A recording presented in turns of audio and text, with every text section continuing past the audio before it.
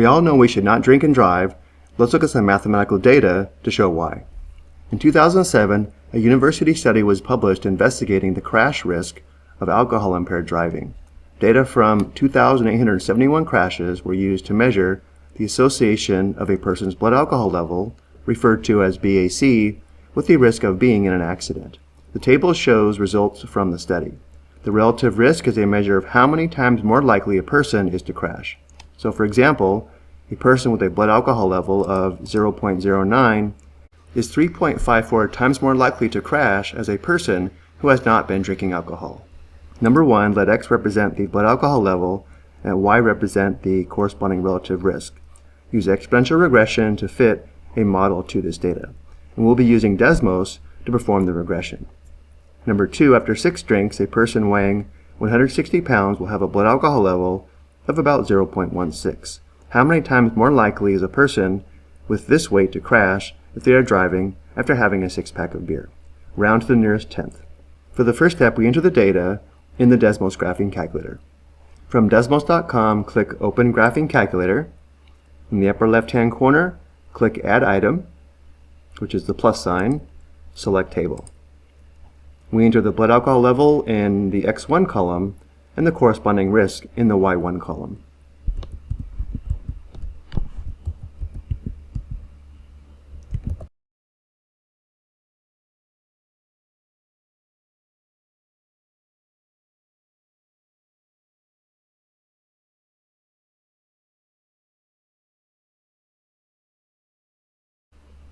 To view the ordered pairs as points on the coordinate plane, we need to adjust the window. We can do this quickly by clicking on the Zoom to Fit button here on the left, which is the magnifying glass with a plus sign in it. Notice now we can see the corresponding points on the coordinate plane, and notice that behavior does model exponential growth. And now there are 2 ways to perform exponential regression. If we scroll back up, on the left, there's an option to add regression. This is the easiest way to perform any type of regression. If we click on Add Regression, a drop-down menu appears below, and we have an option to select the type of regression. Also notice the corresponding model is graphed on the coordinate plane. For our example, we select exponential regression, and again we can see the graph of the model in black on the right. The closer r squared is to 1, the better the model. Notice this is a very good model because r squared is 0.9974. However, there are 2 options for performing exponential regression using Desmos. This is the default mode. Notice there's an option for log mode. For example, if your class uses the TI-84, you want to make sure you select log mode. Notice this is going to change the model. Notice the default mode and the log mode give different values for A and B. In log mode, notice r squared is 0.9712, which means in this case, the default mode is actually a better model. But again, if your class uses the TI-84 or a similar graphing calculator, you do want to select log mode to use the correct model.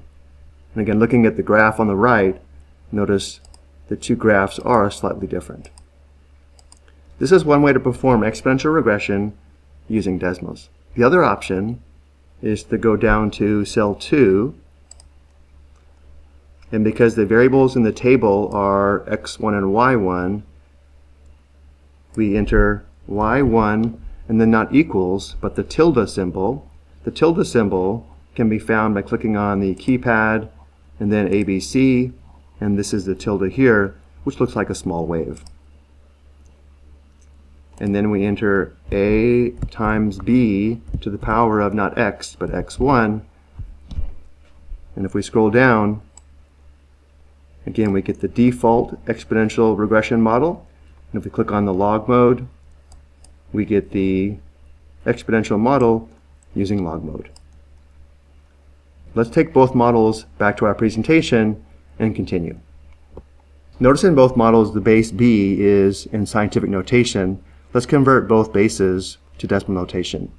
Because in both cases we have times 10 to the power of 10, we need to move the decimal point 10 places to the right and add zeros for any missing digits. Which means for the default model, the base is 57,700,300,000.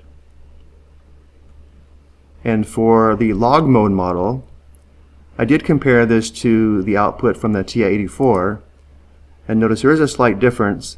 The TI-84 does offer more decimal places in the values of A and B. In most cases, this should not be an issue.